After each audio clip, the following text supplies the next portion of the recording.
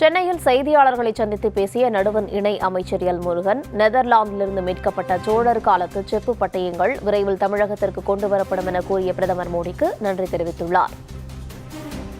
பிரதமர் திரு நரேந்திர மோடிஜி கடந்த ஒரு வாரத்துக்கு முன்னாடி 5 நாடுகளுக்கு சுற்றுப்பயணம் பண்ணியிருந்தாங்க. அதில் நெதர்லாந்தில் டச்சுக்காரர்கள் காலத்தில் அங்கிருந்து அவங்ககிட்ட இருந்த சோழர் காலத்து செப்பு பட்டயத்தை நம்ம திருப்பி மாண்புமிகு பிரதமர் திரு நரேந்திர மோடிஜி அவர்கள் கொண்டு வந்திருக்காங்க.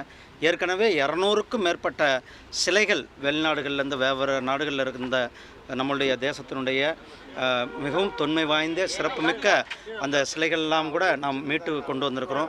தமிழ்நாட்டுக்கு கூட நம்ம மீட்டு கொண்டு வந்திருக்கோம். இந்த செப்பு பட்டங்களில் கூட கூடிய சீக்கிரம் நம்ம தமிழ்நாட்டுக்கு அந்த சம்மந்தப்பட்ட பகுதிக்கு நாம் கொண்டு வருவதற்கான அனைத்து நடவடிக்கைகளும் எடுப்போம் அப்படின்றதையும் சொல்லிக்கொண்டு, அதே மாதிரி நாகர்கோவிலை சேர்ந்த நம்மளுடைய குழந்தைகள், நாகர்கோவில் அந்த ஜெயகோபால் கரோடியா பள்ளியை சேர்ந்த திரு கிரிஜாம்மா, அவங்க குழந்தைங்கள்லாம் கிட்டத்தட்ட 40 லட்சம் ரூபாய், அது எப்படின்னா ஒரு குழந்தை ஒரு நாளைக்கு ₹1, வருஷம் முழுவதும் சேர்த்து 40 லட்சம் ரூபாய் இராணுவ வீரர்களினுடைய சேம நலனுக்காக, அவர்களுடைய நலனுக்காக கொடுக்கப்பட்ட அந்த நிதியை கொடுப்பதற்காக இந்த குழந்தைகள் கொடுத்திருக்கிறார்கள். இப்படி ஒவ்வொருவரும் செய்கின்ற செயல்களை உலகம் அறிய இந்த மனதின் குரல் நிகழ்ச்சியானது ஒவ்வொரு மாதத்தினுடைய கடைசி நாளில் ஞாயிற்றுக்கிழமை அன்றைக்கு ஒளிபரப்புகிறது.